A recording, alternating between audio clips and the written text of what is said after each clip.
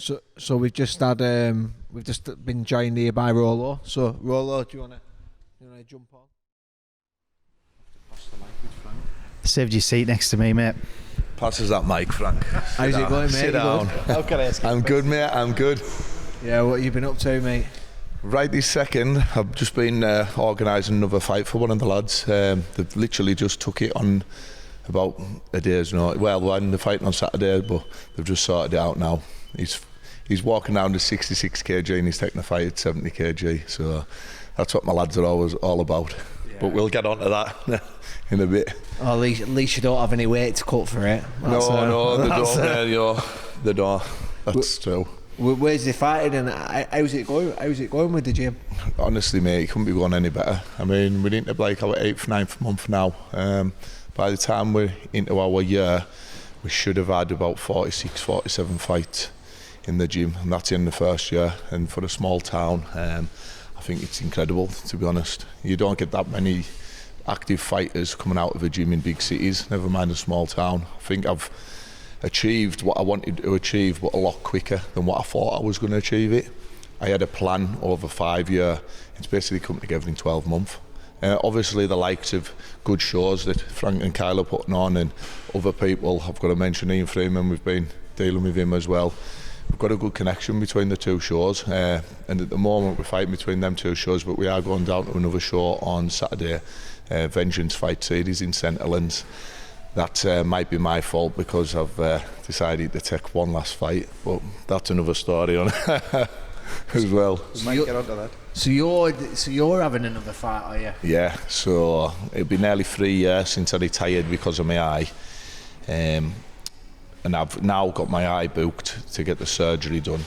So when I had a conversation with the surgeon, I said, would it be okay to box? And he sort of gave us a nod, so to me that was a clear yes. So I took the fight. So is that boxing? Yeah, I'm going to have one boxing fight, one last goodbye. I believe when I had my last fight, it was on FCC, it was on UFC Fight Pass.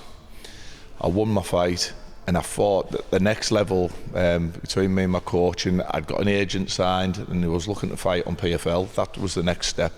I was looking to get signed to go on PFL, and I was getting offered quite a good contract, and it all fell apart because of my eye. So I don't feel like I ever got that goodbye. But then what happened was I sulked for a bit, I'm not going to lie, I literally sulked. Spat my dummy out, didn't do any jiu-jitsu, didn't do anything. And then a good mate of mine, John Paul, he owns West Cumbria BJJ, he got in touch and said, why don't you come back and do some grappling? I thought, go on then, I'll go back, and I've done a bit and fell in love with it again. Then I thought, right, why don't I start coaching again? And then it just fell in place. I ended up with the gym.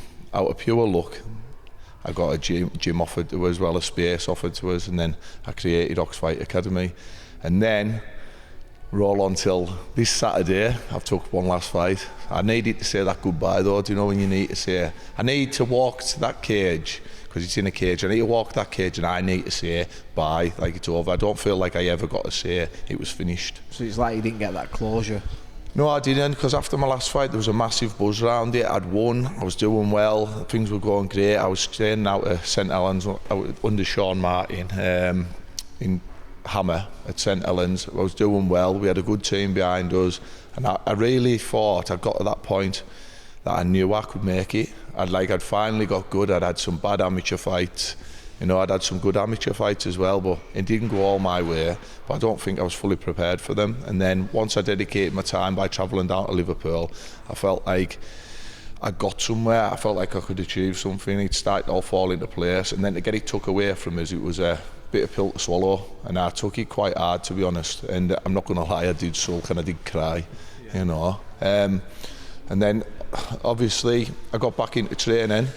Then I've opened the gym, and now, well, I'm on one last fight. It's only boxing, isn't it? What can go wrong? You know. How are you feeling? So would this have been the longest you've not fought since you had your first fight? 100%. It's the longest I haven't fought, yeah. So how are you feeling about I feel it? good, man. I'm excited. Like, I'm fighting at heavyweight, so there's no weight cut. I used to fight at light heavyweight. There's no weight cut. So I'm just cruising to it, to be honest. You know, I could still go Sadie's and get a doner up. I'm absolutely fine. When did you say you've only just found out about it? When did you find out it was Well, so when you were fighting? I was speaking to the promoter and he needed a lad at 57 kg. So one of my lads, Callum Metcalf, he said he'd check the fight. So I was going to travel down with him anyway. We were just going to travel down, he was going to have a fight, and then we were going to come back. And then the promoter said, oh, the lad who's fighting for the, like, who's got the title now, he hasn't got an opponent. Have you got any heavyweight? And I was like, yeah. He said, who? And I said, me. So he got excited that I was going to go back because the promoter's actually my old striking coach. So it sort of, everything just fell into place. I feel like over the last year, things are just falling into place too easy. Yeah. You know, do you know when things are going too well?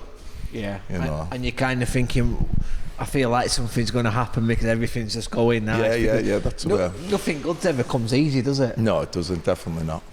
But it seems like it is at the moment.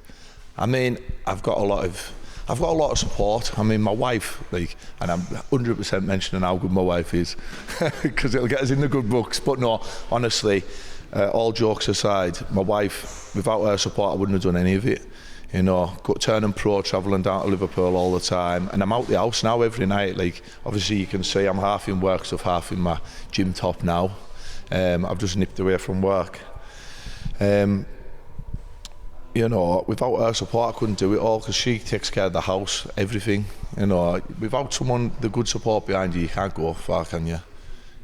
You know. I think, obviously, support-wise, with your wife supporting you, I think the way that you're supporting your lads, looking after your lads. I know you mentioned you do like meal plans with them and check the weights and keep them in track, which I know you do because you keep my son in track quite a lot. Obviously, he trains for you. But I think part of the support that you give to them, I think it comes back, doesn't it? Like, yeah, 100%, mate. Yeah, because I get that support from my wife. It gives me time to free up. So what people don't see is they see a gym, they see lads fighting, and they think, oh great, they've trained for 2 hours, they've gone away and fought. It doesn't work like that. We had 12 lads on the card, so people just think, yeah, they train for a couple hours with me of a night, so I'll coach them, and then they go away and do their own things. It doesn't work like that. You've got to make sure your 12 lads make weight. You've got to make sure they're eating right. You've got to make sure they're not going to the pub on a Saturday night.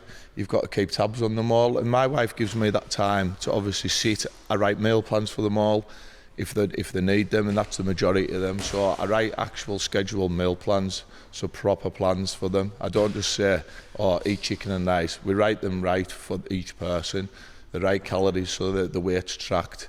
And then I do, in the final week, obviously, I've got them all doing the water cuts and stuff like that. So I track all that, I do all that for them. My lads get everything in-house. They don't have to pay for anything else. So what I try and do is offer the best service possible. Because what I had when I turned pro, I had to move away to try and train.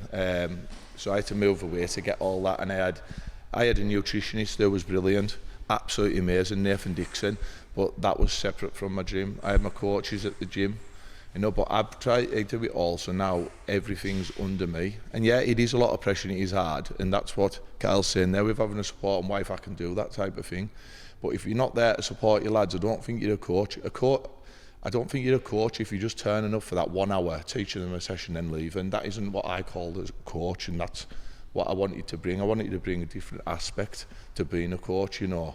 I wanted to be that all-round person that they can rely on all the time. It's no good me saying to them, right, you're weighing in on Saturday and leaving them for a week and letting them fend for themselves. I think people need guidance because it's hard enough cutting weight. I don't know if you've ever cut weight yourself. I've done a water cut, but if you do and you ever... Not good. It's not good. When you ever do a water cut, it's not nice and you can't think straight. You need someone to like put their arm around you and say, come on, it's going to be okay.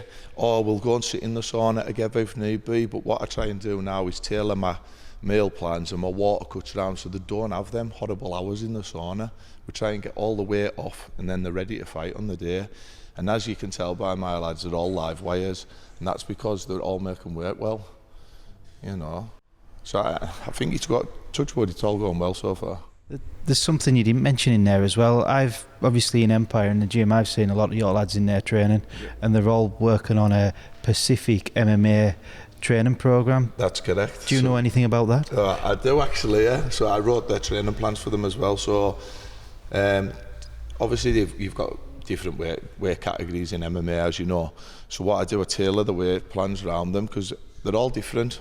like me and Kyle, we're a bit slower, so we're not going to be as explosive, you know, when Like we're doing our movements. Frank in his MMA days with spinning head kicks and all sorts. I'm trying to get Frank back out of retirement. I don't know if you know. Might be another big announcement. No, that would be. Not a chance.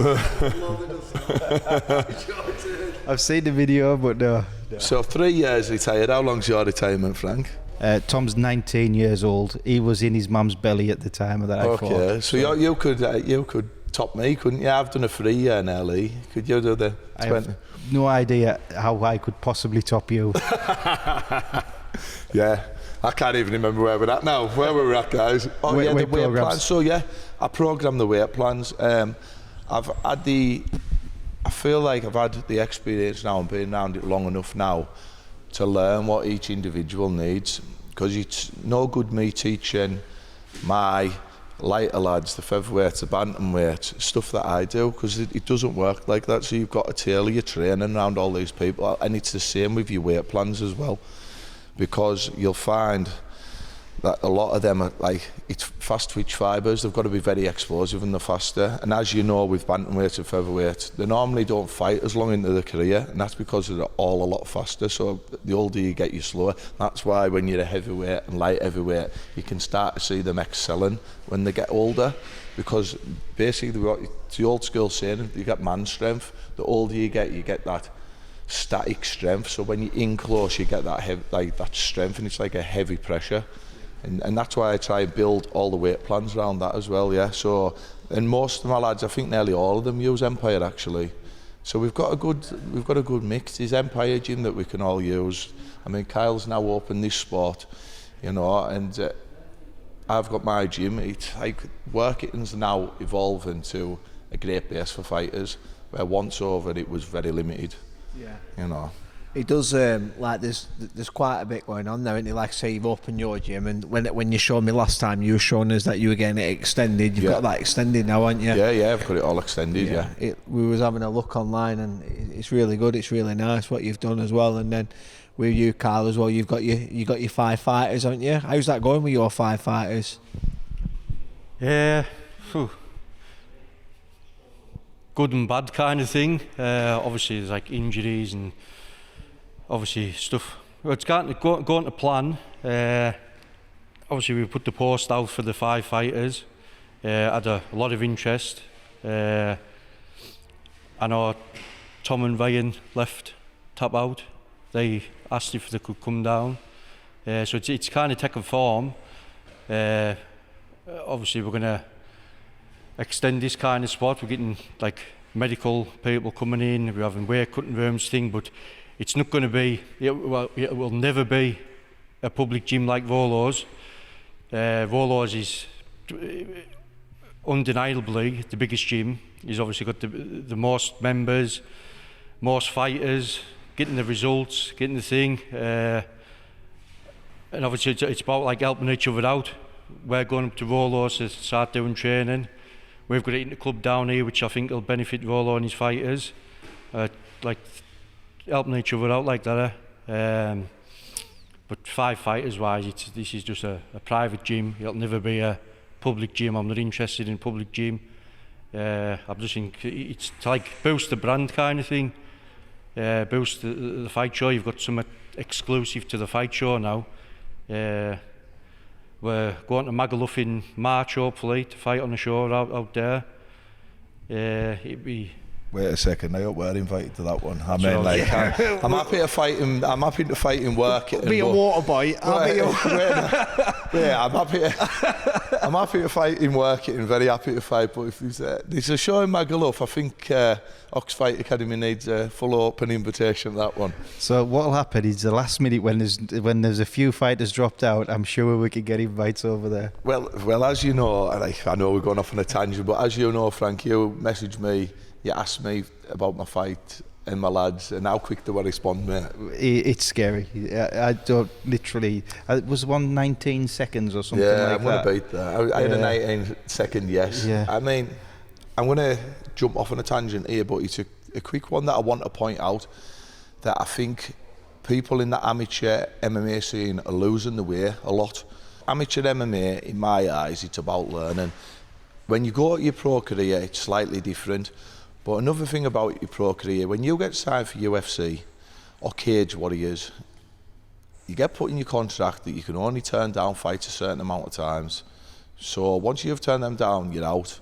So in your amateur career, I don't understand why everyone now is saying, oh, I'm not fighting them, I'm not fighting them, I'm not fighting them. You hear, like, yeah, you don't want your lads to get annihilated, but it's never going to happen in an amateur MMA fight. There's a referee in there.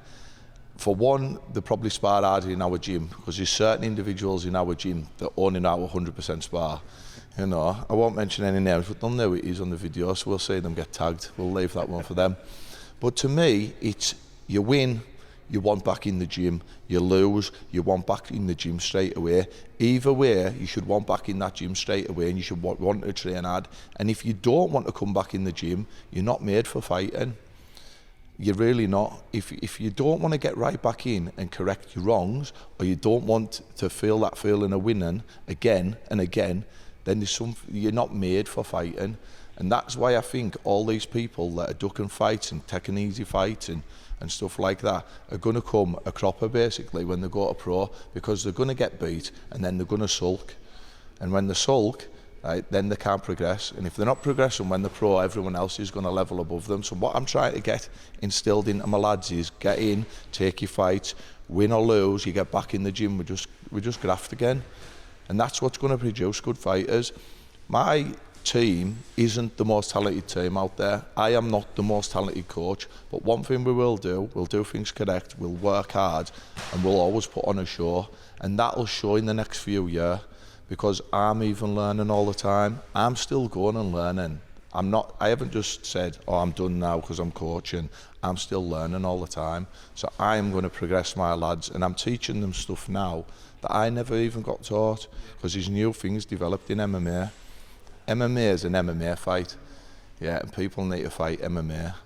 And what I find is a lot of people think, oh, you're fighting, they'll do boxing, Thai boxing, wrestling, judo, jiu-jitsu, and all them things are great, but if you don't tie it to be an MMA fighter, someone will always beat you with that, especially wrestlers. But that's another thing, I'm not letting my training secrets out. Tom might be able to tell you.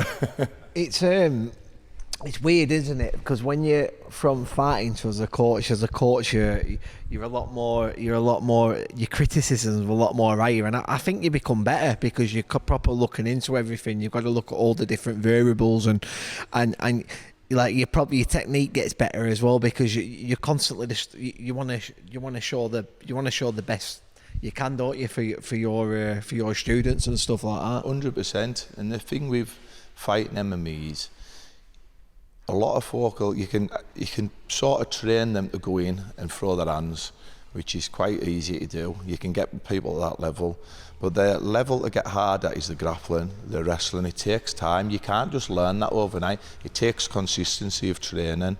But the one thing you'll never be able to teach is heart. If you get someone with a good heart and a strong mind, and they want to fight, even if they lose the first 10 fights, I'm telling you, one day they'll make it, because they've got that determination. That is what you need out of someone. It's a determination to carry on and carry on. And if they do have a few losses and they still keep coming back, you'll make something out of them. Yeah. Well, you can have like, say if you've got someone who's talented but lazy, and you've got someone who just tries 100%, I'd rather have someone who just puts that effort in all the time, because you can really work with that, can't you? Like you said, don't mind if they get knocked down, if they keep getting back up and they keep trying, eventually 100%. You know, that's what you want. And what else you need as a gym is like-minded people. That's why I'm trying to get as many people active at the same time as possible, because if you've got one person fighting, the rest of them are just like, they're not going to want to be doing a fight camp. You know, it's hard to find another, and you need more than one training partner. You need multiple training partners. So if I've got multiple fighters on, they're all in fight camp, so they're all encouraging each other. You know, they're pushing each other along. If you're doing it on your own, it's a lonely place. If you do a 16-week fight camp, 12-week fight camp, or take it on a day's notice, it's not as bad on a day's notice, because it's not a lonely place, but fight camp's a lonely place for 16 weeks. You're isolated from your friends, your family, because If you're doing it seriously, you're missing out on going out for a pint. You're missing out on going to the buffet at a christening because you're trying to cut weight. You know, I know it sounds silly to a lot of people, but as a fighter, it becomes very lonely if you haven't got the right support. And that's why I find as a gym now, I'm trying to push as many in the fight at the same time as possible, around about the same time, so they've got that support network. Because otherwise they end up finding it lonely and hard, and they get down, and then they have the fight, and then they think, I don't want to go through this again. Just to back up what you're saying there, I think up to now, and you're probably going to give me some more, but I think I've got 15 names off you for King of the Octagon 2 on the 29th of November. You know, those lads are already fighting, they're already training, and the problem is, let's match them all up. And we're getting there, we're making progress. Well, some of them are fighting in October, and some of them are pushing for more fights. They're just wanting to fight more and more and more. Like, all the lads want to fight. I put a message in the group saying, who wants to take this fight, basically? And I had 3 people message saying, oh, I'll take it. They've all got that will to fight. Like, I don't have to mention any names, but I had a lad saying, yeah, I know I'm not the best, and I know I might lose because I haven't been doing it very long, but I want to get in there and I want to learn. That to me shows the desire. You know, he said, I will try my best 100% no matter what. And that's all you need. Yeah, I'm not here to say, oh, my gym's had 100 wins and 0 losses. It's not about that. I'm proud to say my gym's, I can't remember now exactly what it's on. I think it's 16 wins and 14 losses. But I'm proud to say that. I'm not here. No one ever walks into a gym and asks what the gym record is. You know, can you imagine someone walking into a big gym in America and saying, oh, what's your gym record? It just doesn't happen. No one's interested about that. They're interested in the activity of fighters and how they're producing. And a lot of my lads have took fights after they've been training 3 months.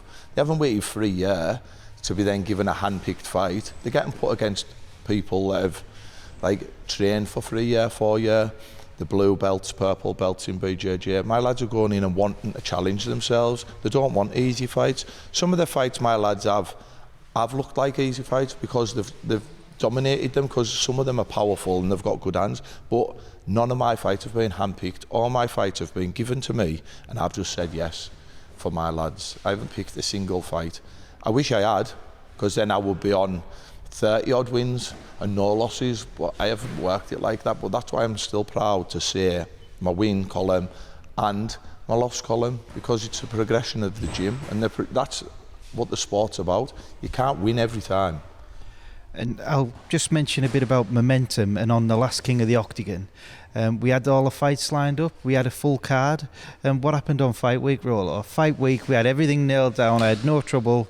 What were the 2 problems you give me? I sort of give you more folks that wanted to fight there and then. Can you match up 2 more lads, Frank? I think was the... So what it is, I've got a very talented lad in my gym, and he plays professional rugby, and he had the chance to have a week off, and he got the nod from his professional rugby team so that he could fight that weekend. So I had to call Frank, ask Frank a favour once again to get another fight lined up, and he stepped in, had his fight, and absolutely dominated it. And hopefully very soon his rugby career is finishing and I'm taking him full time, so that'll be one to watch. I've got a number of lads in that gym that they'll be out there soon. I mean, we've just opened 8 months in and we've already had all them fights. I would actually like to see what other gyms are producing, fight wise, numbers wise, but with the number of members they've got. Because I know, like Manchester top team, they have loads of fights, but I'm sure they've got, if you look at their mats and the size of the gym, they've got hundreds of members in there. So it's a lot easier to get that number of fights. You know, I get average every night, there's between 20 and 30 people on the mats, but most of them are fighting. You know, so the average number of fighters in my gym is phenomenal. Yeah, I think there's only going to be, by the end of the year, there's only maybe 2 or 3 that haven't fought, that train there, and they're the ones that help us out. And that's why really I wanted to fight, because I didn't want to be the only one in the gym that hadn't had a fight, but we won't talk about that. Too late. I know. We'll just edit that bit. Rewind. What would be obviously the future plans for your gym then? Because obviously, like I said before, you are the biggest gym now, probably in Cumbria, fight-wise and members-wise. Obviously, there will be a point where you outgrow what you're doing. What's your plans to get bigger? So to be honest, mate, right, my plans were to run a fighting gym, and I thought, right, if I run a fighting gym, that's what I want to do, right? Yeah, don't get us wrong, if I started to make loads of money from it, it'd be absolutely brilliant, but I'm not. Well, not yet, hopefully it does come, touch wood, but it was always to have a fighting gym, and me to have a fighting gym, I thought, this area, what's the chances of getting a person that wants to do MMA out of a population of, what's the population working now, 30,000 roughly, around 30,000. So to find multiple people in that small area, yes, some of the lads are from out of town, like Whitehaven, Maryport and stuff, but it's still not a big area. Cumbria alone, how many people's in Cumbria alone? You know, what, 1 million or something like. It's not a massively, yeah, it's not a massively populated area. Not like when you go to Manchester, Liverpool, and there's hundreds of thousands living in that area. It's a bit easier to find people to fight. So I didn't think it would ever get as big as it has this quick. So truthful answer is, mate, I don't know where it'll go.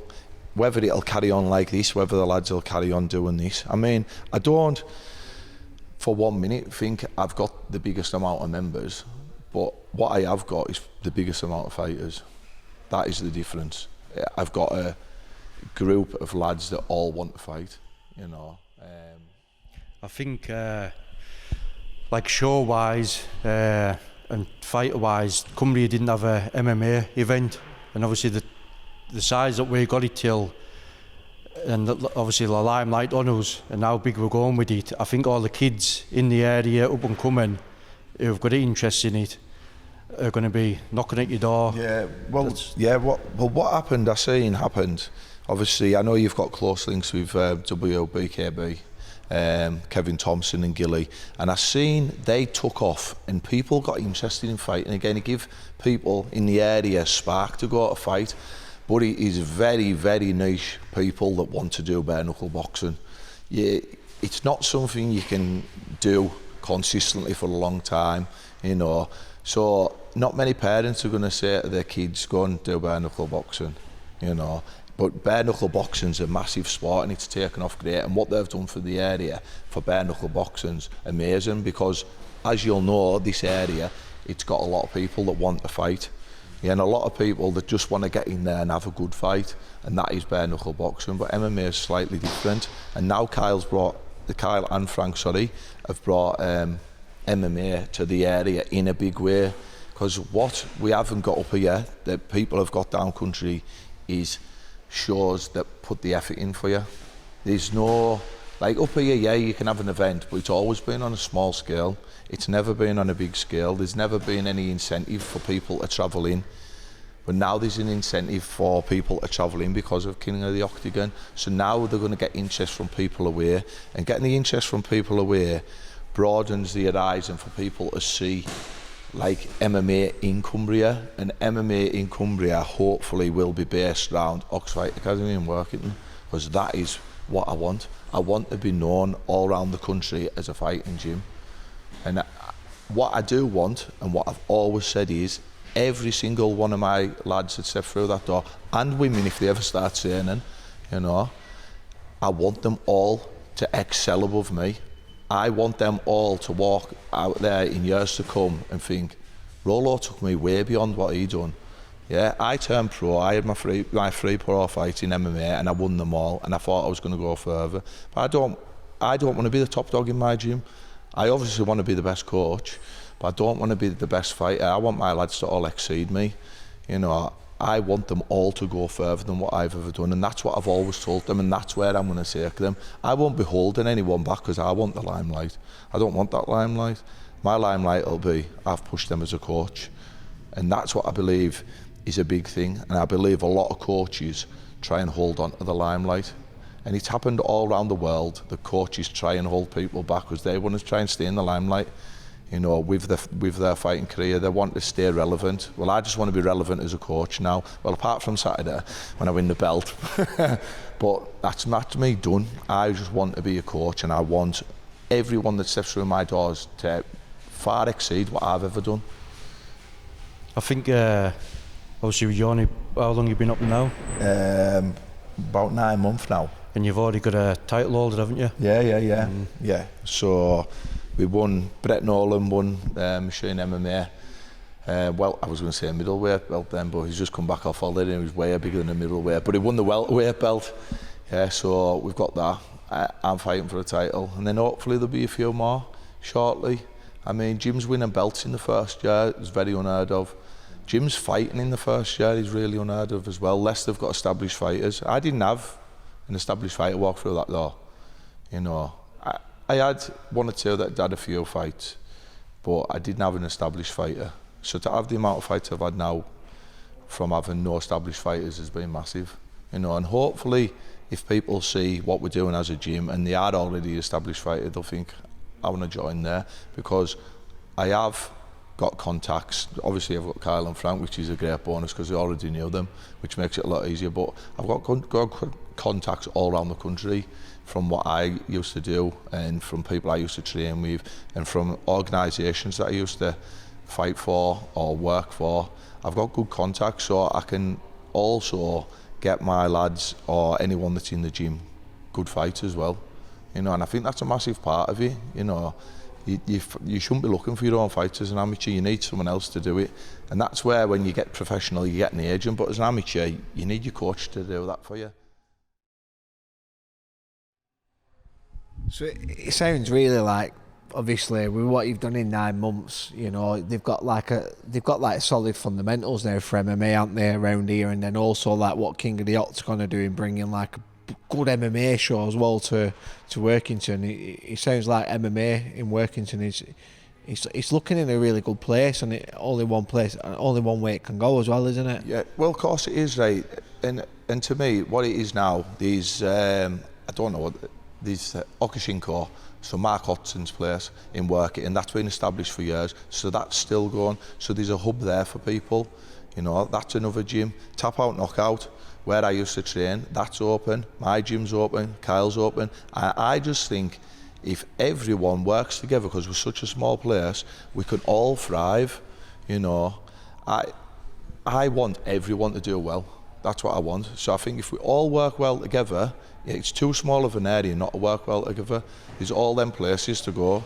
So if something isn't on at mine, go to another gym, train at another gym. You know, I think you can get that experience by going other places. You can't be just taught by the same person all the time, you know. And that's why Kyle's bringing people in to do seminars here.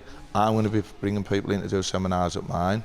Everyone in a small area, you need to work together. Even in big cities, you'll find that they go to each other's gyms and they spar each other and stuff like that. Well, it happens a lot in Liverpool, doesn't it? Like we were on about like Curtis Campbell and Conor Walsh. So they train at KC Fight Base, and they go down to the Liverpool Combat Academy, and then they all train at like the different gyms and stuff to pick up like the best aspects from each gym and all work together and all push each other. The thing is, right, what happens is when you leave your small area, it's a big, massive world. And when you go further and further in MMA, you go over to America, and it's that big, and it's that big a place, and it's that big of a population, that if you don't work together, you're never going to defeat the giant, are you? You know, and in the UK now, I think everyone needs to get out of the mindset of keeping it in-house. You know, we need to spread our wings. If you want to go on the world stage and beat the world people, you're going to have to get help from somewhere. You can't just do it on your own. You can't win a war on your own, you know. You can goddamn try, but it won't happen. So I think everyone working together, you know, Kyle and Frank have now been out, like I think you and Kev Thompson and Gilly and that have doing bits together. So they're promoting the area in a massive way. So if two shows can come together and promote the area in a massive way, all the gyms should come and promote each other in a massive way. You know, like I know it sounds like very simple things, but Hokushinko, so they put posts on Facebook. I always like the posts. I'll share stuff for them. I don't think there's any need for us to be competing against each other when we're in such a small area. If we all join forces, yeah, we can all have our own gyms, because we're always going to have our own members. You're always going to have people that are loyal to you and want to train with you. But there's no reason why, if they had a seminar on, my lads couldn't go to their seminar. Kyle has a seminar on, people can't come to his seminar. You know, that's how I see it in the future. Whether it pans out like that, I don't know, but that's what I see it as. Well, there's an opportunity coming, isn't there? Kyle, you've set up the Cumbria Interclub through Ulster. Aye, Fight Side Interclub, UK's biggest interclub. We passed a few messages on, being the owner, come up with an agreement. I think it's the 15th of September, they're coming down to hold a seminar down here. And obviously, there's been out like that in the area or there's ever been out like that in the area? I don't think, especially the UK's biggest. And it's kind of a thing, it'll work beneficially in our way, obviously show-wise, getting different clubs down, we can see who wants to fight on the show and stuff. And like, beneficial for Volo, because obviously, as you say, there's lads coming from around the UK. Put your fighters up against them, they'll help your fighters, you help them. It's all about experiencing it and getting there, and I like building contacts up and experience and everything, so that's going to be good for the area. I think with the Interclub, it's one of them things. It's great to get the lads in, and it's basically like a safe spar, isn't it, in an Interclub. So if you've got a couple of lads that are unsure, or lasses that are unsure about fighting, it's a good place to test them before you throw them in at the deep end in the cage, because then they've had that little taste and you can see if they're going to want to progress. So it is a good thing. And that's what, if Kyle's done that, it's absolutely brilliant.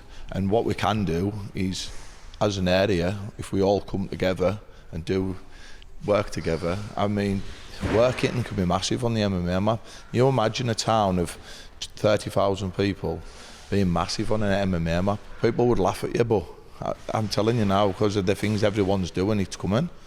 You know, and that we've all got the determination in this area to succeed and push beyond our means, and that's what we're showing. And I'm definitely going to show that as a gym. You know, I couldn't think of anything better than them saying on Cage Warriors that, Oxfight Academy from work in a little town in Cumbria. It's always Liverpool, Manchester, you know, Birmingham, London. Like, where's all these little clubs? You know, and that's what's coming. And I promise you that will come.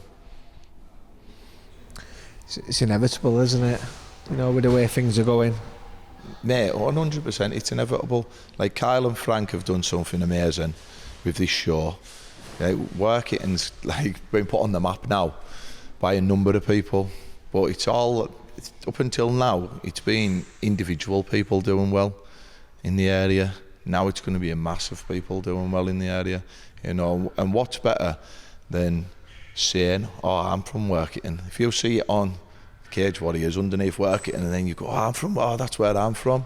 You know, there's nothing better than supporting your hometown, in my eyes anyway.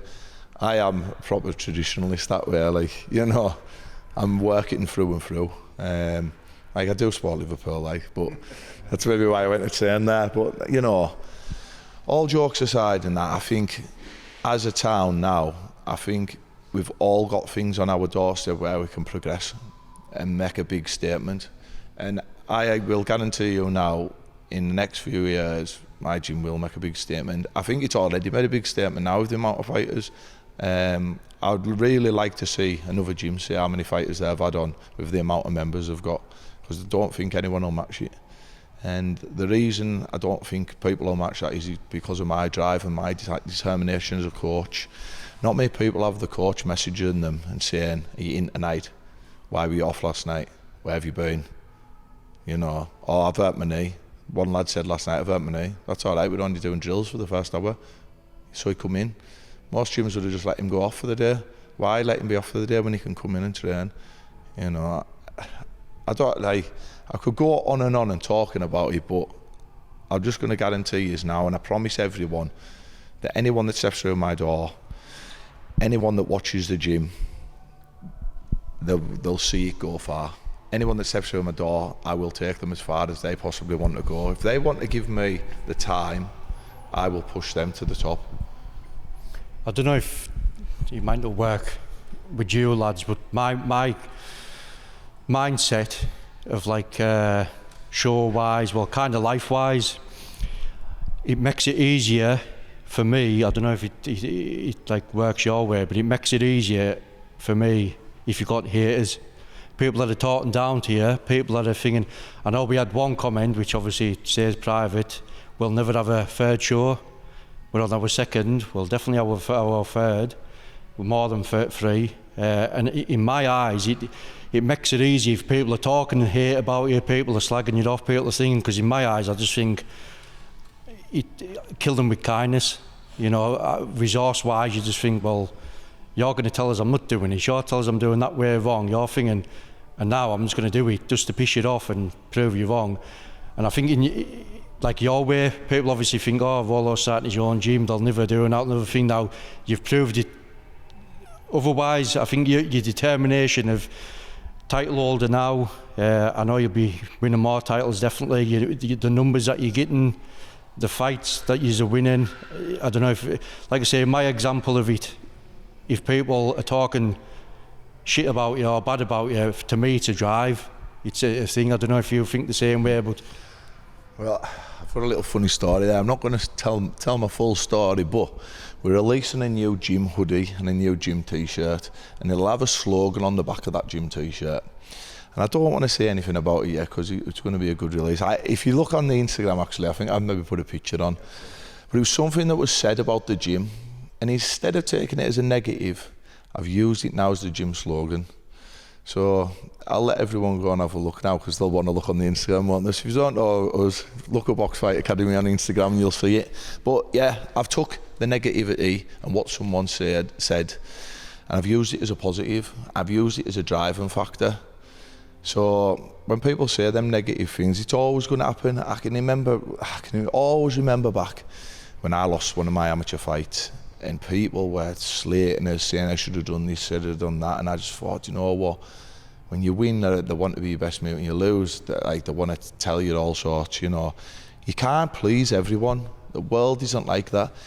So how I look at it now is, if my stable's sorted, everyone's happy in my stable, and why does it matter about anyone else?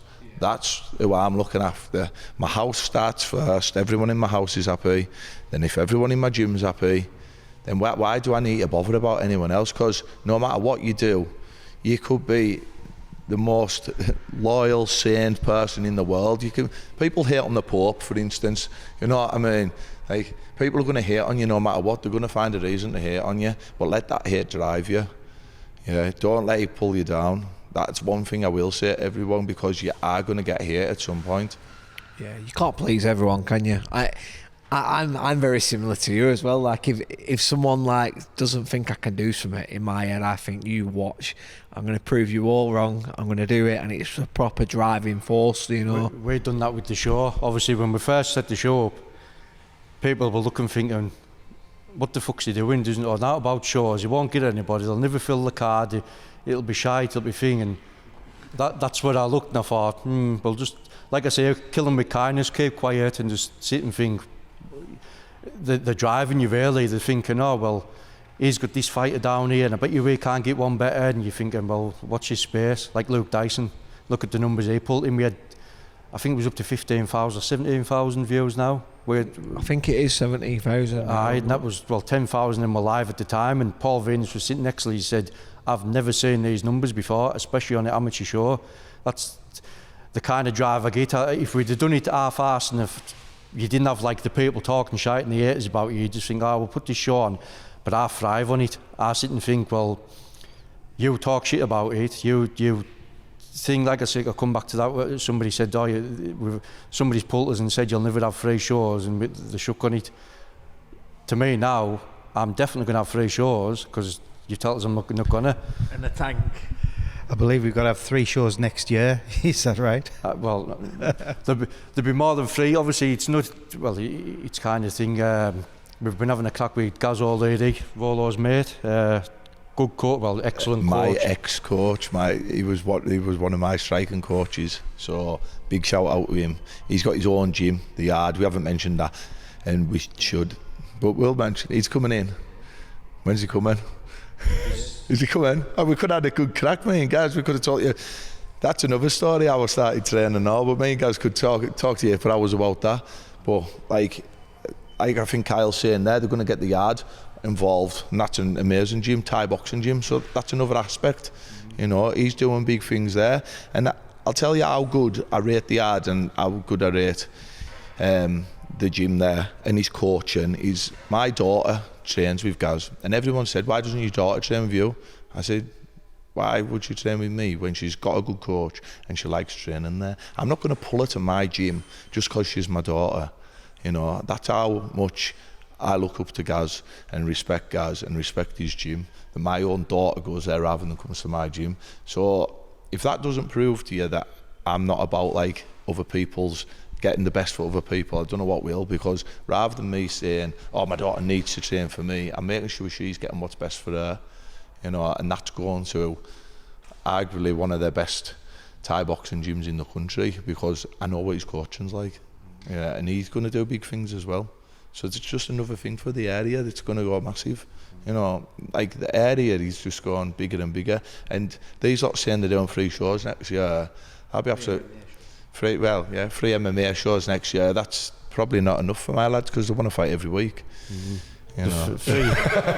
I don't know if Frank can cope with that, because I don't think Frank was that great before the last show. Unless it's the lights now. But the 3 MMA shows will definitely be happening. But obviously, speaking back on Gaz and the Thai and the lad that you know, obviously guiding with each other, the 3 shows are now turned into 6 shows. So that's the kind of telling me I'll never have 3 shows. We've now got another plan this year, that's 2, and 6 next year, so that's 8. So I think the doubters can no longer doubt. So basically what we're saying is we're going to have to watch this space, because Oxfight Academy are now going to have someone on a Thai fight, because I haven't had anyone do a Thai fight yet, but it's something else I like to add to the gym. I don't know if they'll train Thai, but they'll certainly get in and have the fight. They'll turn up and have the fight. But I've had K1, kickboxing, boxing, bare knuckle, MMA, you know. So I've got a nice list. It's not just an MMA gym, you know. Are you lads excited for the November show? Yeah, they're always excited. They're getting excited just to come down this weekend to fight. They're all saying, I wish I was fighting, you know. I've got one lad that's saying, when am I next fighting? He hasn't even fought this Saturday yet. You know, they just want to fight. I mean, they're in that training environment now that they want to fight. You know, we're all excited. I get excited before the shows. I lose my voice when I'm coaching them. I lose my voice when I'm like cornering them. Like I'm going to struggle. I tell you what, I'll struggle with the most is Saturday, and that's probably I won't be able to corner all my lads. That'll be hard for us, that, because I'll be getting ready for my own fight, and I'll probably find it that difficult that I might even end up still doing it. But one of them is fighting 2 fights before my fight, so realistically I shouldn't. And I've got good lads there that'll corner, but I just like to be there for them.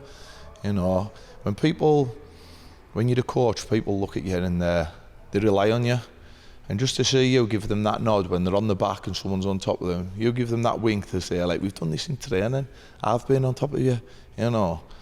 I'm 110 kg, you know, you're only fighting someone 70 kg. You're absolutely fine, you know. If I give them that nod and they see that I'm not inside, don't get us wrong, cut this bit out because I don't want to know. Inside, I'm crying. But on the outside, I look calm, collective, unless I'm screaming at them, you know. I do that sometimes, you know, but they've got to have that support from the coach. And if your coach is there to support you, whether it's you've got to have a good warm-up there all the time. Being on the end of the line, man, is a text.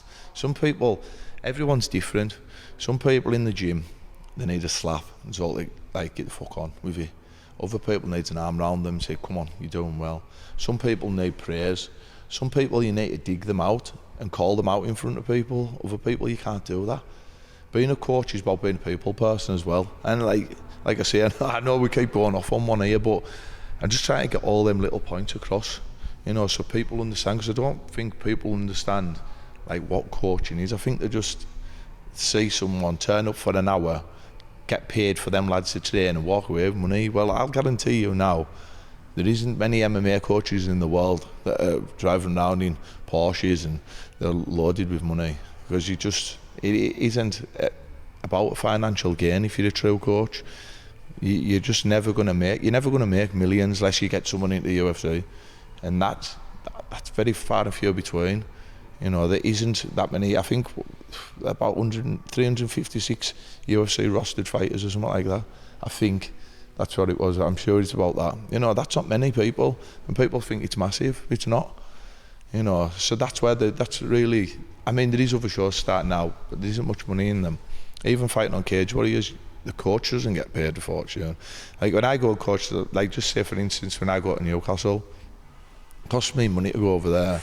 Luckily when we do Frank and Kyle's show, like they look after us, you know. So that's a bit of a bonus for me. But other than that, like it's hard, you know. But that hard part, when you see them fighting, you see the smile on the face, it's all worth it, you know. Because I know what it's like to be in there and win, and that feeling's like there's no other feeling like it. Obviously, why I'm going back on Saturday, because there isn't a feeling like it. I'm not saying I'm going to win. I might have a 20-second nap, but you know, I just want to say goodbye that one last time myself, and I just want to keep seeing people smiling. Like I know the feeling it makes you feel, because it is amazing. Anyone that's ever toyed with the idea of thinking about training or fighting, get among it, because it is the best feeling. There's no better feeling like being in that cage and winning. There just isn't. It's unbelievable. Is it in a ring you're fighting, or is it in a cage you're boxing? No, so it's an MMA show, but they do a bit of boxing, and they've got that. They had a heavyweight who had the title, and he didn't have an opponent, so up steps me. I can't say to my lads, right, take this fight, do this fight, without showing them that I've got the same mentality, even if it is just this once. So this is definitely going to be last time. I think King of the Octagon will tempt him back. Just saying, Luke Tyson's looking for an opponent for the heavyweight title, but that does counter the other 15 fighters you've got put on. Frank, wait a second. Do you want me to call Amy now? Absolutely not a chance. Exactly. Well, I think he'd plenty of skirting to let it in on night. I don't think they can afford the security to stop that one. But no, it's got to be. I can't. My body, to be totally honest with you, my body can't take it neither. Like, I'm 40 now. I mean, I know I only look 30, but I am actually 40. But no, my body can't take it like it used to. I mean, I've had to stop doing weights for a few weeks just so I can box. Where once I used to do MMA, Thai boxing, weights, running, and my body was fine. I'm getting to that point now where I've had to change my training around this. So yeah, it's definitely my last one. It's just, I need that goodbye, and it's coming. It would have been good, wouldn't it? Like, I bet. Did you think when King of the Octagon was on, was you thinking, oh, I wish I were fighting here in my hometown? Every time that I walk the lads to the cage, like I still feel like the first. I don't know if you two seen us on that first fight before Riley walked out, but before he walked out, and I felt like I was going to burst out crying, and the reason is, I was nervous for my lads, got anxiety for them, but I've still got that passion in me. I still want to be the one that's walking out, the one that's feeling like the crowd shouting. I still want that, and it's emotional, and I feel myself, you know, when you get that tearing up feeling, I feel like that, and I'm not scared to admit it. I find it hard to let go, and that's why I need this one to say I'm letting go, because it's on my terms. When you don't leave something on your terms, it's hard to deal with. So this will be on my terms now. Or, in fact, it's on my terms, but it's also on my wife's terms. She has told us it's my last one. Happy wife, happy life. 100%, mate. Yeah. It's good. It's good that you are going to get that closure now, because like you said before, because it got taken away from you, you didn't get that chance to be like, you know, I just want one last dance. And no, I didn't, mate. I know, I didn't. I literally thought after my last fight I was going bigger and better places. I literally did. That's where we were going anyway. There was no doubt about it. I'd achieved where I wanted to achieve, and we were going bigger and better places, whether it was going to be the contract on PFL or whether it was going to be one more fight and fight for the FCC belt. Because I know Adam, who runs the show for FCC very well, and he was wanting us to have one more fight on there, fight for the belt first. So there was all sorts of options. FCC's a massive show. You know yourself, I think you have dealing, you do a bit with FCC, don't you? Yeah, we do. We run all the media. Yeah, yeah. The media days and So, stuff. like, after that, there was obviously, Adam was in talks, just one more fight. Then I was, because light heavyweight, there isn't a big pool of them, so you can have your fights quicker. Like, the heavier you are, the more you can progress quicker, really. It's all the lighter ones, because for some reason, like, not many bigger folk want to fight, because it's a humbling experience when you get beat as a bigger person, because people see you as this big, hard person, and when you get beat, it's hard to take, you know, because you don't want to be seen losing, do you? That's the hardest part about losing. It's yourself, you know. You've got to, like, at the end of the day, right, if you get beat on a Saturday night and wake up on the Sunday, yeah, you maybe have a few messages, but on Monday, no one's talking about you. The only person that's dealing with it's yourself in your head, and that's one thing I'm saying why you need to get back in the gym. Yeah. You know. So yeah, let's see how I feel on Sunday. How do you find it, like, being a coach to a fighter? Like, because when I've coached and I've had, like, when I've done it in when we were in the army, and I've had, like, a boxing team and stuff, and it's absolute nerve-wracking, you know, as a coach, because you can't do anything. You can literally you can give them instructions, and when they're in there, they're on their own. I'll tell you what it's like, and from my experience is it's been awful, absolutely awful. And when you've got multiple fights that night, the feeling by the end of the night is horrible. I won't lie, after King Knockdown, I thought I'd had a million fights, because I was dead. Like, the adrenaline dump after you've coached is like unreal, because you have different hypes as well, especially when you've got multiple fighters on. You've got a win, a loss, so you feel heartbreak as well, because every time one of them loses, I feel that for them as well. The emotion, you'll probably see me at the side of the cage, I'm quite an emotional person, like, whether it's like with shouting, instructions, jumping up and down, you know, I get involved massively in it. I don't just sit there and sit in the chair and take it nice and easy like I could, because they're amateur fighters for a start, so most of them don't listen. But when one of them does listen, when you're coaching someone who listens to you, it's the best feeling being a coach ever, because literally they just listen to everything you say. When they don't listen. Yeah, but that's another thing that we could get on when you're fighting. You learn to zone out and listen to your coach, but your first few fights you can't do that. It's a scramble in your head, but that's something else you learn to deal with, and it's another aspect of training that people don't understand. So people see you getting in and having a fight, but they don't understand you train your brain to listen to people. Yeah. And only that one person. You've learned to relax, haven't you? Yeah, yeah. So when you're all tense as well, your cardio, that gets thing, you can't listen, you can't focus. That adrenaline dump's massive. Yeah. And that's a problem being a cornerman or a coach. You have that adrenaline dump every time. After every fight. So when you've had 12 adrenaline dumps in one night, you know, the cans of Monster just don't cut it anymore. You know, you can have as many as you want, but it just doesn't cut it. And then, obviously, you're saying on the last fight, I know Luke quite well. I met Luke on his second ever fight.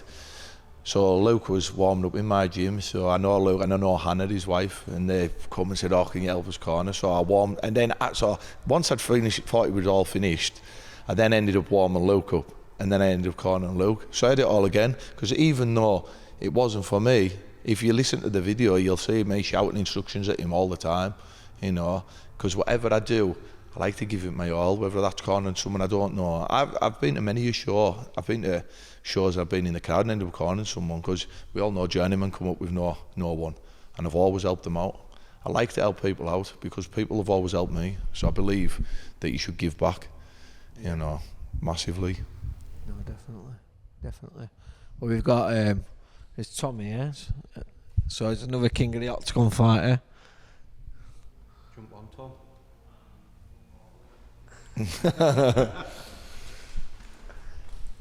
Come on, Tom, we'll talk about some of the stuff I was coaching last night. No, we won't, because it's secret. Well, Can't come in with Crocs. I'm a joke. yeah, I've got my boots on and that. Zoom the camera in on them. Look at them bad boys. At least the Better than Crocs. what? There's nothing better than Crocs. I love Crocs, man. Let's have a conversation about Crocs. Because you've got to be a hard man to wear Crocs. Like Confidence. You've got to be a hard man and you've got to be very confident. So I've got 6 pair of Crocs. I don't know how hard that's saying I am, but I've got 6 pairs just for the record, and 1 pair's bright yellow. How are you, Tom? You good? Yeah, I'm good. How have you been finding training then? So you're one of the 5 fighters, aren't you, with the King of the Octagon? So how's that been? Well, we're still just in the starting stages of it, to be fair, so it's more just getting in the habit and routine of everything first. I mean, I've started taking a couple of sessions for Carl at King of the Octagon as well. But no, he's getting a lot more people in, coaching seminars on the weekends. He's starting to set sessions up throughout the week, so yeah, it's on the build-up, which looks like it's going to be a really good gym for the 5 of us. And for example, last night you didn't just train on your own in isolation. You done your session and then. Yeah. So I done my session with one of the lads, and then went straight to Rolos to do some grappling rounds after that. Are you finding all the media cutting around with the give up? Do you remember that? Well, I'm not the biggest fan of it, to be honest. You're laughing your head off, making my life hard work afterwards. I mean, I don't know what it was, to be honest, because there was nothing actually funny about it. Just all the ring girls with fire. Fire flying behind my neck, then there's cameraman walking up and down. Stop laughing. It's making you worse, wasn't it? Yeah. It wasn't the best. Obviously, 6-time world champion now, kickboxer. Yeah, 6 times. So, how did you kind of get into fighting, training, interest-wise? Well, it started off karate when I was a kid, to be fair. Then it went into jiu-jitsu at Tap Out Knockout, which then moved on to got invited to the MMA down there, and I started doing on the side of that private with a kickboxing coach called Tom Fitzivans, which brought my striking game on absolutely loads. But that came across because I only really got third. I mean, the best I got was 3rd place in like all these old karate comps. So then I started doing the privates with Tom, and then I went from barely placing to barely winning a match or getting 3rd place to winning all of them. So I went into kickboxing competitions. I think I was only 11, fighting under 12s.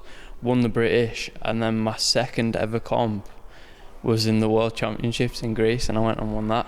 It was my 2nd kickboxing comp. And then from then on, it just keep training. Went from kickboxing, MMA, done grappling comps on the side, just fought loads.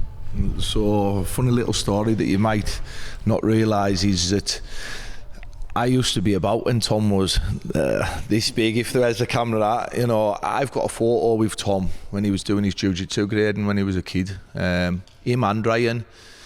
And one thing I'll tell you now is, even when they were kids, the determination in the training was something else. Like, they used to turn up all the time. They always wanted to fight me. I mean, they still want to fight us now, man. But now I really am an old man. But when they were kids, they wanted to fight us. I mean, I can remember playing like games of Bulldogs with them and stuff, and they always wanted to be the ones that won. Like, they've got Tom and Ryan, they're both fighting out of here now. They've got some different type of determination. And Tom did turn up last night and he done some training with us, and I go through some stuff with Tom, and we have a laugh because I've got a good bond with him because I knew you since you were like Bobby, really, haven't I? Same as Ryan, and that's one thing. Like, we want to do in this area is Tom's going to come up and do some bits with me. Ryan will probably do some bits with us. I'm going to get Kyle in and do some bits with him because I've heard he's fighting heavyweight, and I know a good heavyweight that's sitting right next to him. So I might have to carry my training on a bit longer. So my training might be carrying on, but yeah, I just want to say, like Tom and Ryan, from when they were kids, they've had that determination, and I always said, and Frank will back this up, I've always said they'll go far, didn't I, mate? And I've always said, even when I left tap out, knockout, and I went out to Liverpool, and Tom and Ryan were still training there, I always said to Frank they would go far as long as they're stuck in and they're trained hard, and they're proven now that that's right, and it's you know, they're doing amazing things, and I think they will do amazing things, but they've just got to taper the training to the right consistency, train consistent, go the right places, get the right coaching, do things right. There's no rush, they're only young lads, so I think they've both got a good future, and they've definitely got a good future if they come and get tips off me. When are you looking at fighting here again next, or have you not got anything nailed down? So I'm having a little bit of time off now, just recovering from injuries and everything, and looking to get back in end of this year. Back on next King of the Octagon show. Helicopter. We'll see, won't we? Tank. You remember that? So when we had our first we had our first video call when we were coming on board to do the media, and we was sat there like in a four-way conversation. So me, Kieran, Frank, and Carl, and Carl told us that they were going to end up helicoptered in. I couldn't believe it. I thought, no way. And I rang you up. I said, he's joking, isn't he? I went, surely not. Well, one thing I think Frank's now trying to do is keep Kyle calm down a little bit, because if it was down to Kyle, we'd all be coming in on flying carpets and everything. Submarines, it'd be tanks. literally be the biggest spectacle ever. You know, I think we can all say Kyle likes to put on a good show and like wants a big show, but sometimes I think he needs that person in his ear, which is Frank, to just say, right, well, we'll just leave that one for now, because there's always the future. If you do everything on the first time, you can't give them the next, you know. But I think, like, what they are doing, and I know it's all jokes aside, they're going to keep putting on spectacular shows. You've seen the effort they're putting on that first one. The first one, like, if you do a show and people say your first show was good, which happened, you've done something really well, because most first shows fall on their ass, or they don't even actually happen, because it's not easy to put an MMA show on. Frank will tell you, look how grey his hair's gone. I'm going to mention that again, because I'm loving the shine on that line. Is it done yet? Yeah. Well, I think that's why Kyle's having a fight, to be honest, on the next show. I think he needs to take his frustration out right at the start, so then he's more chilled for the rest of the show. So if we can get Frank on second, you know, we'll be well. Frank didn't even go on first, Kyle second, I don't know. You could corner him. We could either, or even better, we could have them on at the end of the show when they've all been clashing all night. They can fight each other just to get rid of the frustration. Because I would say they're both heavyweights now. I don't know what weight you used to fight at, Frank, but... Oh, heavy. There's no weight cuts. That wasn't it. You know, but no, all jokes aside, I think they're going to keep putting on that spectacular show. And if the helicopter does ever come out, there'll be one thing for certain: I won't be going in no helicopter. No. I think the helicopter plan was a bit... it was happening, and then we found out that the sports centre don't own the land around it, so we didn't have permission to land. So the video would have been a bit of a disaster, flying over the show with the belts and not actually landing at the show. Yeah, that's never stopped us before doing stuff we're not allowed, has it? You know, trespass and show shut down before the first flight starts would have been a good one, wouldn't it? I do think, like you're saying, jokes aside with the helicopter and stuff, I couldn't believe it when you said that. But the show, I thought we were a great show for a first show. Like the level and the quality of what you put on it's great, wasn't it? Yeah, of course it was. It was unbelievable. And like, as a coach, I was looked after. You know, I was really looked after, and I can't thank them enough for that. You know, it's hard to get recognition as a coach, but one thing they are doing is recognising the effort the coaches put in as well. So I think that'll be seen by other coaches, which then encourages coaches to put that on, and also it encourages coaches to travel to Cumbria, because as you well know, when you leave that motorway at Penrith, it's horrendous getting to Workington. You know, it's probably one of the worst roads ever, apart from going to Barra. if you've never been to Barra, just take that road and you won't mind driving to work in. But it is an awful place to get to. We live 50 minutes from the nearest motorway.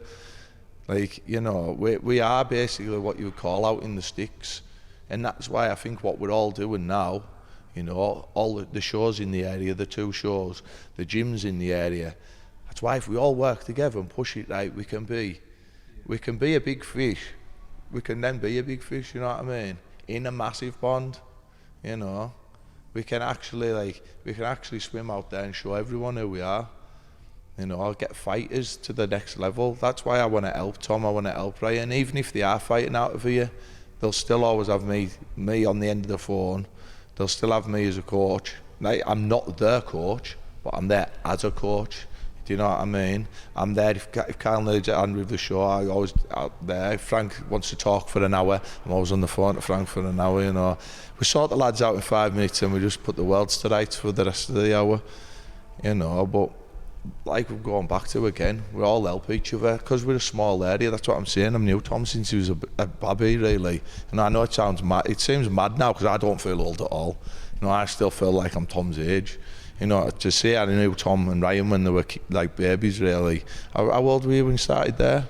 6, yeah, 6-year-old. You know, and I was there then. That makes me feel old now, like.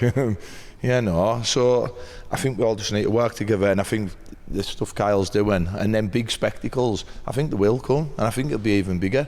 And I honestly think the show will outgrow Workington.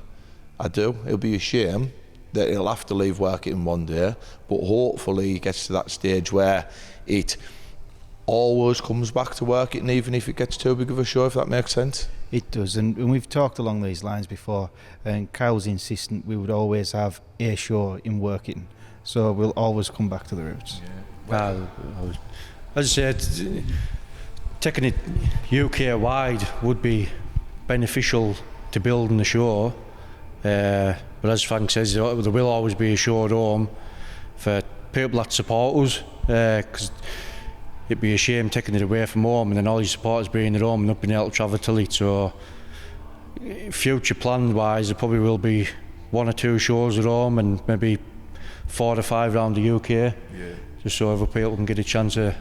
Yeah, that's what I'm saying there. Like, it will get to a stage where it's going to have to move on. If you want to progress as an MMA show, it has to be all over. All the big shows are all in different cities, but it'd be a shame to take it away from Workington, because there is a lot of people that come to that show, they've said, oh, I've never been to an MMA show, you know, and then they fall in love with it. So you need that show in the town, right, to keep the gyms going in the town, because people see the mates fight and then what do they want to do? I want a piece of that. My mate isn't getting all the limelight. I want to join him. So next thing, you get him and his mate fighting, and then the other mate sitting there in the crowd thinking, wait a second, if they're fighting, I want to fight. And that's how it progresses. But if they don't see it for themselves, it's great watching it on telly, but I used to watch wrestling on telly and wanted to be a wrestler, do you know what I mean? You know, you need to see it in person. When I seen it in person, I realised it was fake and didn't want to be a wrestler anymore. Who did you want to be? Me? Yeah, which wrestler? Ultimate Warrior. Yeah. I think because he was a bit crazy. I think I've always got that side in us, you know. But I know, you know what I'm saying. When you see it in person, it's totally different to watching it on telly. That's when you know if you want to do it, because you see the buzz of the lads fighting. You see it in the face. You don't get that feel for it. There's a different feel when you see 2 people fight in person. It's totally different to watching it on telly. You know, it's a different feel to it all, and even if you're just watching it, the spectacle of seeing 2 people fighting is amazing. Go back to the Roman times, that's what all the events were. It was all about fighting. You know, I think it was a bit more brutal then. You know, we could start a new thing, we could have the Gladiator Coliseum, you know. If we want to go spectacular. How does that feel so this is really for you, Frank, and for Carl, how does that feel hearing that type of feedback, do you know, especially for someone who's an ex-professional fighter who was looking at going on big stages? How does that feel for you hearing that kind of feedback? Obviously, for us to set the show up and have our plans is always the worry of, will it work? And then the crowd-wise, everybody was saying the crowd was absolutely amazing, mental atmosphere and stuff. But before it happens, you've always got the panic of, will we get the good comments like Volo's just give and off people as well, and will it go to plan and will it thing, and when it all does, the feedback, it's great to hear. Yeah, I guess it was about putting the work in up front. It took a lot more work than I anticipated. When I ended up signing up to help out, not that I've signed anything, but I took a lot more time. I don't know than why I you're thought. lying, Frank. You just said, I need all your lads roll, or we've got a card to fill. Go on. It was to find the other lads. Oh, I know. It's the stuff that people don't see behind the scenes. Obviously, me and Frank, some of the days when the show was about to happen or building up to it, we were on the phone maybe 4 to 5 times a day, and if we weren't talking to each other on the phone, we were then passing messages, and then as the show's ended, it's kind of died down a bit, but now again we're on the phone again all the time, and we'll do this, we'll do that, we'll invite these. It's all that. People don't say that in the background, they just come to the show, say the show happening and thing. But as I say, once you've been on the phone 5 times a day and you've getting exhausted and trying to work it up, and then it all happens and it all comes to plan, and you get all the good press off it. It's like Volo said before, it's like winning in the cage, that kind of feeling that you get off it. So, but it's like a drug. Once you've done it, and then you think, right, well, the next show is going to be bigger because I've felt that feeling now, but now I'm going to feel it even better because now we're going bigger, and it's like chasing the next kind of hit kind of thing with how big you want to make it and how big you're going to be. Well, I'll back them there because I've seen the less glamorous side of it, because I seen them both sweating, unloading the biggest pile of drink out of a van I have ever seen in my life. And I thought to myself, wait a second, if yous are the promoters, right, and yous are meant to be walking round in the suits and the Rolexes and looking all glam and that, you know, smoking the cigars, well, that's not the case. They literally were carting crates of beer, and, you know, I think they worked harder than any of the lads have fought that night, because that looked painful. There's 3 tons of alcohol that got dropped off. And I think 3 tons got drunk, didn't they? That's another thing Workington's good at.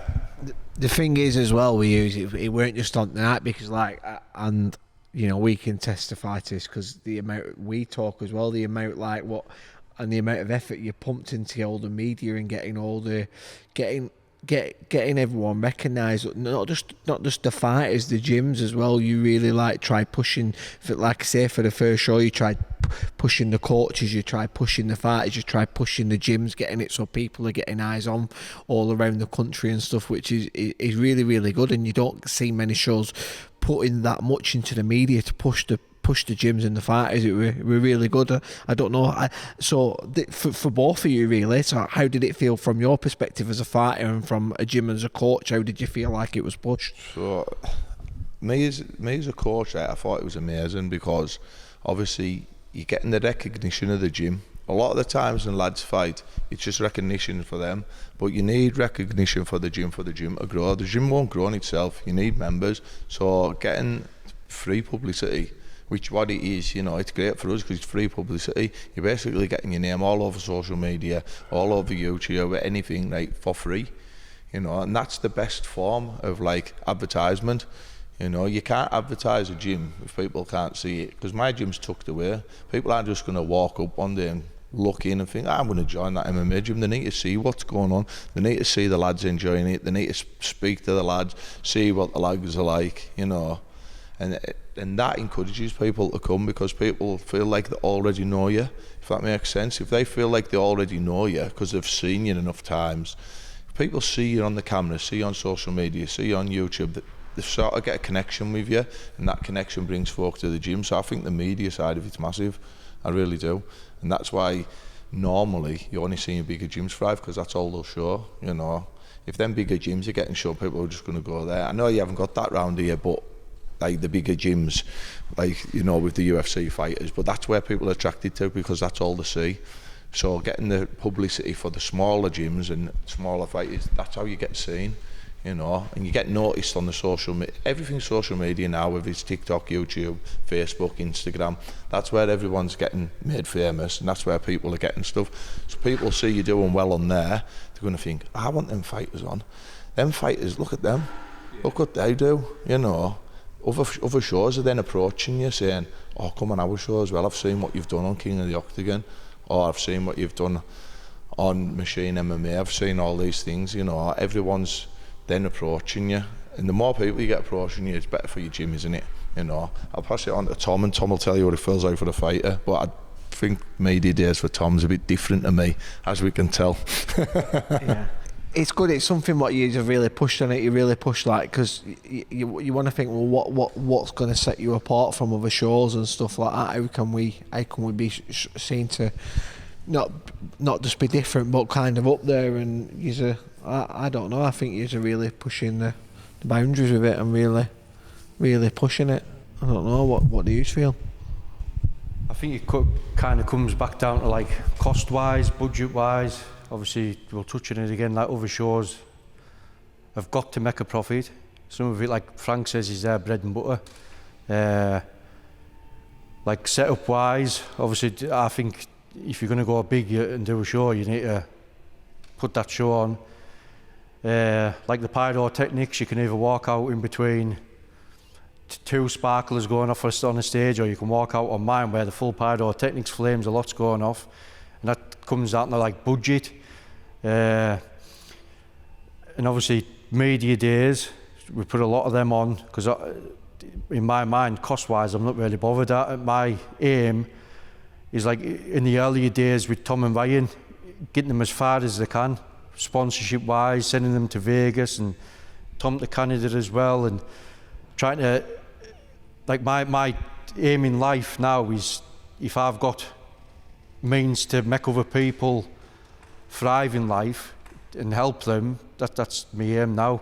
Like coming back to the show, media days, as you've always just said, local fighters need to get out there, they need to get the name out there, and now I've got the means and ways to do that and put that on and put the days on for them, get them known.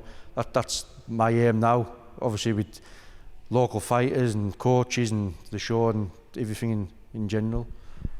And as well as all of that stuff that we done to make the show look the spectacular, there's the stuff behind the scenes as well.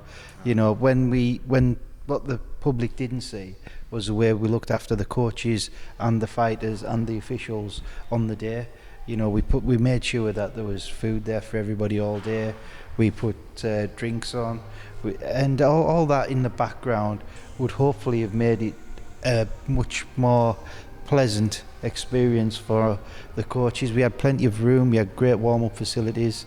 You know, I've been, and Tom's certainly warmed up in cupboards in the past, but we try to do everything behind the scenes right to give the coaches and the fighters a good experience behind the stage as well as centre stage. So we wanted them to be in the best position they possibly could be when they went to fight.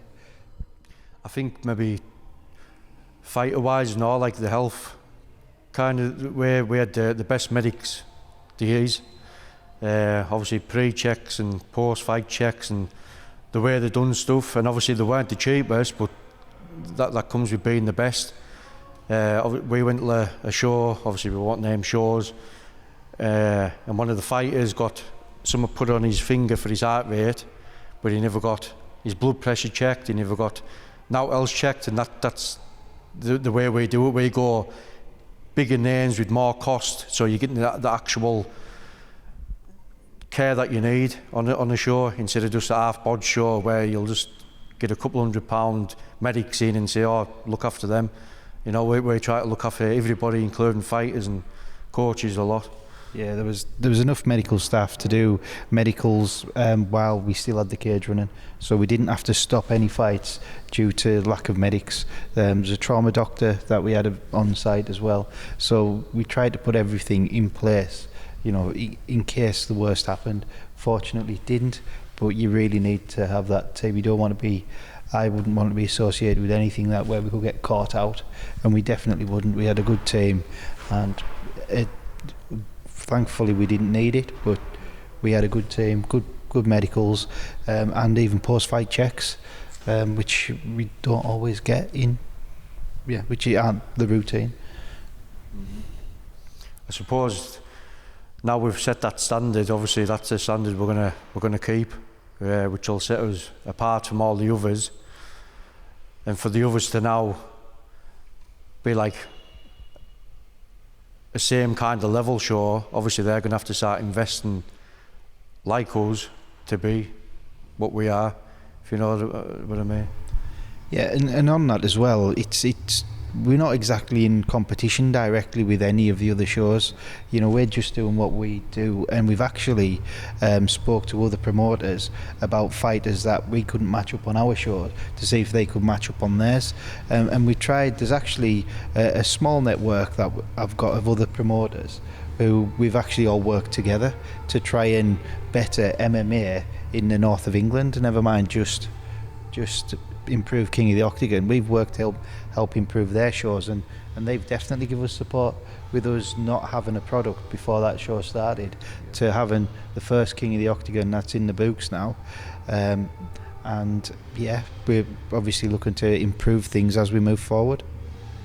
I think that kind of comes back to, as Rolo said, looking after fighters and looking after coaches and stuff. It kind of works the same way of looking after other shows and them looking after us. I think was it Rise and Conquer's owner we had on as our referee.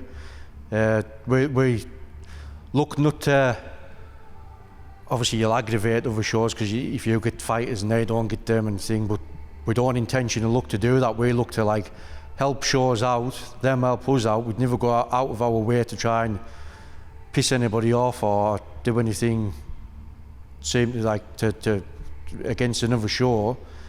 So that's our kind of aim, to get contacts, help other shows out, them help us out, and everybody get on and work together. I think that is a really key thing, isn't it? Rather than to be against each other, just help each other out where you can. It makes things flow so much more easier, and there's always going to be a time when you need someone else's help. So if you can help each other, it's far better than being like against each other. Absolutely. I mean, Almighty Fighting Championships, it's been ongoing for a long time. Ray Thompson stepped in and helped us out with some things. Carl's already mentioned, we had Kyle Liddell over as well, who refereed the first few fights. So there's two established fight shows that were working with us before we even had King of the Octagon 1 off the ground. It's good. It's good that they've supported you, and now, like I say, hopefully you just build up that bit of you build up that rapport, and then if they need any help as well, you can all help each other. Absolutely. So how do you feel you're going to top off this? How do you feel you're going to top off the first show then? You know, with the first show going like it did, how do you? Can't tell you, top secret. Submarine? I don't actually know. I think it comes back to, obviously, the way my mind works. We've got to be bigger every time. And the adrenaline rush of doing the first one, I was absolutely drained that night and then the day after. And I thought, well, it was a good rush, and obviously you pay for it at the end, but you're thinking, how can we go bigger, how can we do better? And the second show you were thinking, oh, well, it's going to be like the first, and you've already done it. And that's when I come up with the clever idea of fighting on it. So that's going to be my drive now for the second show, is going to be, well, it's going to be belter, because I'm going to get the rush of running it and the rush of fighting on it. So every show from now on's got to, in my mind, be better than the last. It's got to be bigger, better. That's how we're going to keep climbing and be one of, if not the biggest amateur MMA show in the UK. So obviously we'd done a bit of research. Obviously it was the best kind of local to us production company. Come up with yourselves. Obviously you've been great with us, doing media days and all of our fight day stuff, and quite a lot of media stuff online and stuff like that. So how did you kind of get into doing all that kind of stuff? Well, it was a really mad one, because I was based out in Kenya. I was a medical liaison officer in Kenya, and I was DJing at the time, and I was DJing in Nairobi, which is like the biggest cities in East Africa. It's like proper party life, and I was DJing there, and I wanted to start running my own events, so I started to run my own events, and because I was like, how do I save money here? So I started making my own promo videos. So that's how I first got into video. I'd done a bit of photography, and I started making promo videos. And this event was like, it was quite a bit. It turned out a big hit. It was massive. We got a lot of people in. So I carried on doing the video editing with that. And then when I came back to the UK, I carried on doing my DJing, and I was running events in the UK. And Kieran at the time, he was doing photos and videos. So we've known each other since we were like 3 or 4. But with me going away in the army, we kind of like, you just lose that bit of contact. So Kieran came on to do photos, and then he was doing a lot of bare knuckles, a lot of bare knuckle stuff, and I found that when I was doing photography, it really helped, like with my PTSD and my mental health. It was really weird. I found that it was like a barrier between me and people, because when I'm in a big crowded place, it's not really good for me. And so it kind of allowed me to be in them situations and to operate effectively again. And so Kieran said, I'm going to do some video at this show. Do you want to come up and do photography? So I came up and I did photography, and I was training to be a counsellor at the time. I was like 2 years into being a counsellor, and just on the way back, I'm like, you know what? I think we should do this full time. And we just started talking about it, and you were just and then we got our like first contract with a show, and then we just went from there. And we both love like combat sports. Like Kieran's fought in the past, I've fought in the past. You know, mixed martial arts is my favourite sport in the world. I love it. It's the only sport I really watch like religiously, and we just kind of went from there. We just started doing like media days and just started getting into the filming, and I just found it was something we were really good at.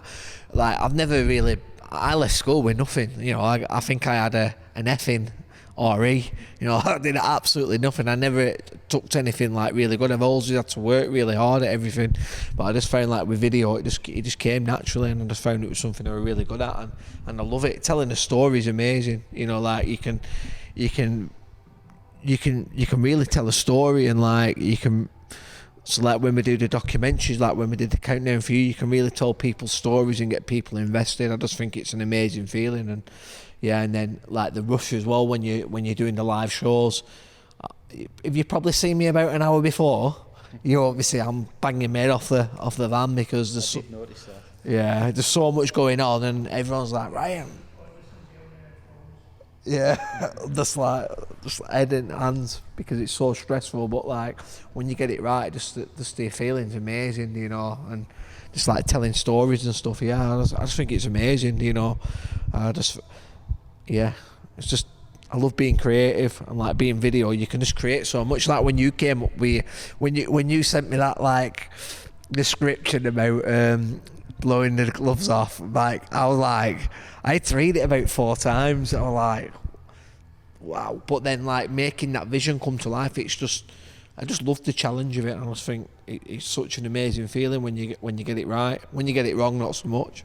I know, in my like point of view of it's kind of weird, because obviously when I sent you the description of her, and then you kind of added it to it, like dropping the shirt on the floor, which I didn't think of, and I thought, that's good, so we're adding it to give her. But it's kind of like a weird feeling when you're thinking about it in your head of exactly how it's going to go, and then you see it exactly how you thought of it in your head on the screen. You know, it's kind of like a weird feeling, isn't it? It's amazing. Yeah, it's amazing when you make that come to life, and when someone's happy with it. It's just, I don't know. It's great. It's like the buzz for it is amazing. You know, like I've fought myself. I've been Iraq. I've been Afghanistan. I've fought things. But when you get this right, it's like, you know, when you get that proper buzz, and you're like, you know, like how you said you got that adrenaline dump afterwards. You get that. You know, when it goes good. When it doesn't go so good, I overthink everything. Me, it's awful. I'll be thinking about stuff for days. Like, I could have done this. I could have done that. Or when something goes wrong, but you got to take the good with the bad, ain't you? And what I like as well with the media is just the possibilities are endless. You can do anything. You can create anything. And yeah, it's I know. Great. Media wise now, obviously with like Facebook, Instagram, what's the other one? TikTok. I know your job's kind of vital because everything's online now, obviously all the influencers, and if you're going to be anybody big, like in MMA, you've got to be seen to be out there and getting all the media days and all that stuff. And I suppose that comes to where I'm trying to get the 5 King of the Octagon fighters, like Tom and Ryan, their careers already at young ages speaking for themselves. And it's kind of, you've got to be a part of that to get their careers out there. That's what we're trying to aim at. Media, when you think of it like, and you have a look at media, it basically, most of the world's run off media, all the information's run off media, and it has been for, even before the internet, it was all off television. Do you know, like, you can make people really attached to people and help them grow, or you can have the opposite effect, can't you, in media? Do you know, like, you can villainize people, and you can, it's just a really, really powerful tool, and, you know, you can use it for good, that was like another reason why I wanted to really get into it and do it as well, because of my journey, what I had with my PTSD and stuff. I just thought I can use this as a tool, because I was training to do counselling. I wanted to help people, you know, because I thought the places I were in before I did all my counselling and underwent my treatment, I wasn't in a good place.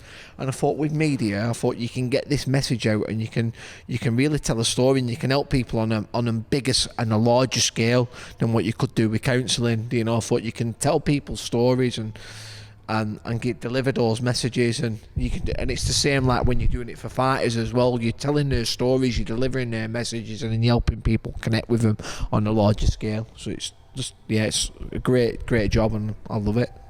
I know, like, come back to media wise, obviously quite a few of my businesses have been on like telly, radio, etc. And I know as soon as it happens, maybe the day or the day after, your business starts to rise above everybody else.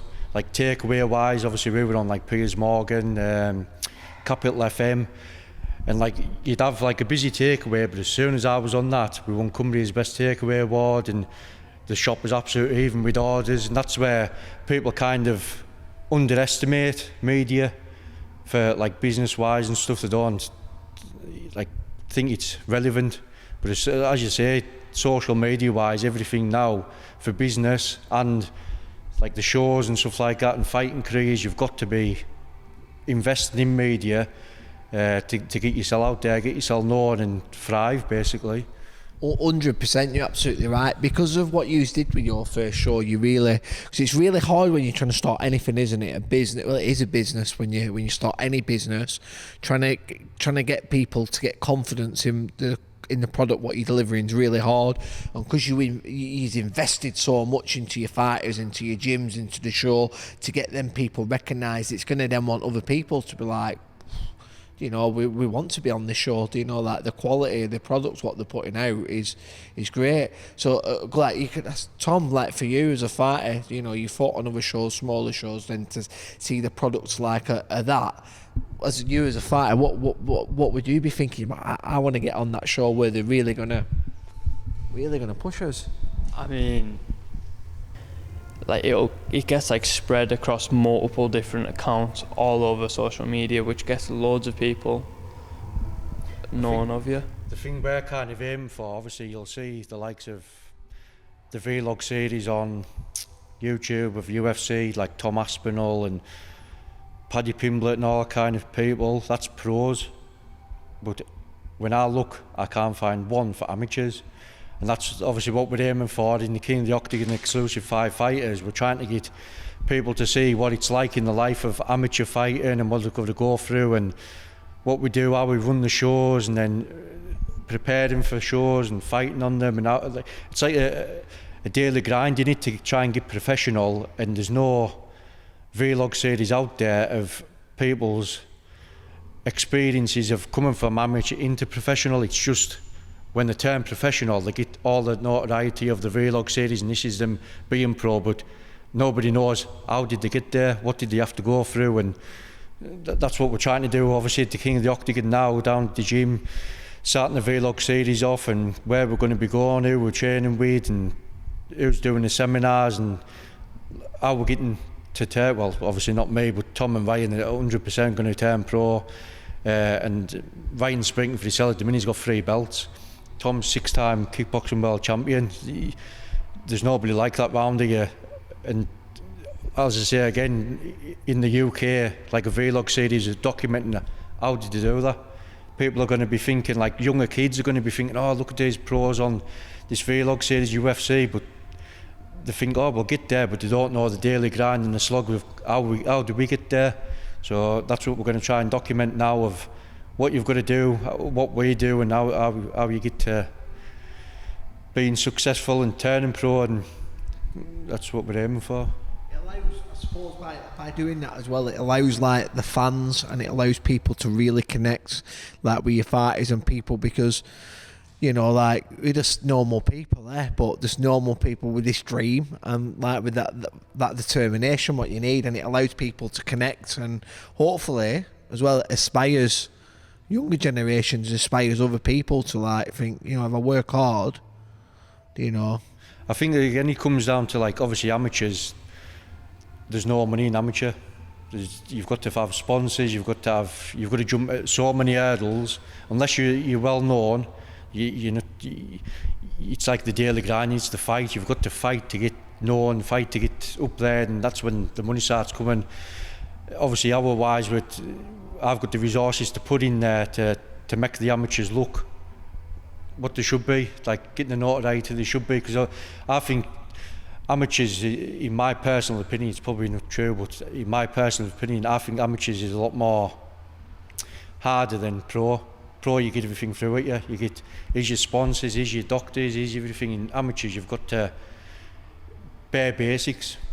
That's what you've got to survive on, bare basics, and you've got to work your way up. And I'm trying to provide that platform now of, is the funding, let's do this, let's get everybody known of what it takes to be amateur and get up there and create a name for it. Hopefully get people interested in becoming amateurs. It's good that you're creating that atmosphere and that creating that chance, you know, for people to experience that. Yeah, well, like Rollo said before, Workington's out in the sticks. You've got two lads in Tom and Ryan who world champions, 3-time champion on the MMA show.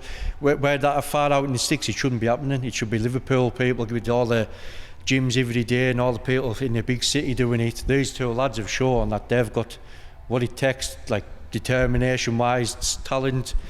They've got everything. They just need that push of, is all the notoriety now of a vlog series.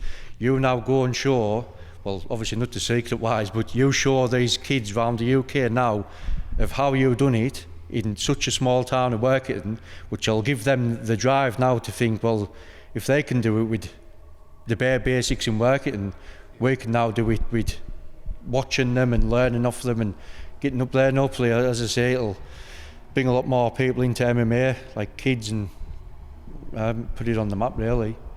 No, it's good. Yeah, it's just giving other people, isn't it? That just like that. Hopefully, that bit of that spark, that bit of fire they need to think, do you know what, we can do this.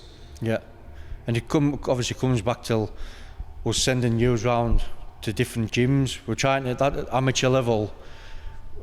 Most gyms haven't had that before, the media days. So we're trying to, instead of just putting us on the map and in the limelight, we're trying to put the other gyms in there as well, like Tygon being one of them, Ox, giving them the platform as well of their amateur careers now being known, and them having a bit of limelight as well to build their careers as well, like building the amateur scene in general. No, I think it's good. What do you think with it, Frank? Definitely, I think we certainly within the UK amateur scene, we will have a show that stands out. Right now we're building it and we're building towards it, and each show it's going to get better, it's going to get bigger, and we're going to get more pull. The media is absolutely key to that, and anybody who's fighting for a title on King of the Octagon will get media coverage, and that's a guarantee. So we don't quite know what far corners we're going to send you to this time, so no guarantees. We might send you back to Wales again, but we'll see. But anybody who's going to be fighting on King of the Octagon at the highest level for the title belt will get media coverage, and any gym that supports it in any big way will get media coverage. So we obviously need to go through and plan those days, plan when they're going to happen before the show so we can get those released. I need to get the fights lined up. We've obviously got good support, particularly three additional gyms have kind of really supporting at the moment, so that, you know, there'll be a few trips, I would imagine. But yeah, so no, it's good, and I can see how we can really build the MMA platform within the UK. We're even talking to Emma, the English Mixed Martial Arts Association, to see if there's something they can do. Probably not for King of the Octagon 2, but I would say in the future we have the potential to work with them. Obviously, thank you to everybody that attended the first King of the Octagon show, coaches, staff, fighters. Well, too many to name really. Also, thank you to Frank for helping out, put on the show. Obviously, definitely couldn't have done it without him. Just thank you to everybody in general.